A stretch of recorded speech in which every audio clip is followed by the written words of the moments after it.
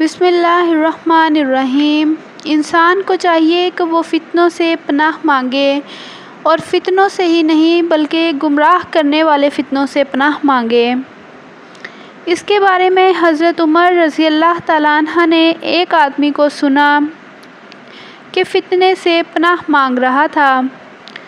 حضرت عمر رضی اللہ تعالیٰ عنہ نے فرمایا، اے اللہ، اس کی دعا کے الفاظ سے تیری پناہ چاہتا ہوں۔ پھر حضرت عمر رضی اللہ تعالیٰ عنہ نے اس آدمی سے کہا،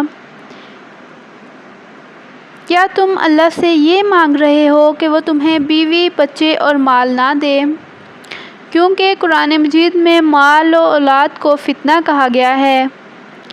تم میں سے جو بھی فتنے سے پناہ مانگنا چاہتا ہے، اسے چاہیے کہ گمراہ کرنے والے فتنوں سے پناہ مانگے۔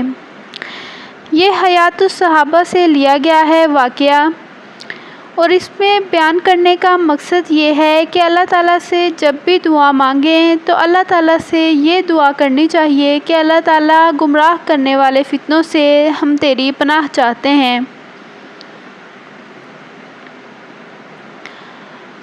اور یہ نہیں کہنا چاہیے کہ فتنوں سے تیری پناہ چاہتے ہیں، کیونکہ قرآن مجید میں مال اور اولاد کو فتنہ کہا گیا ہے۔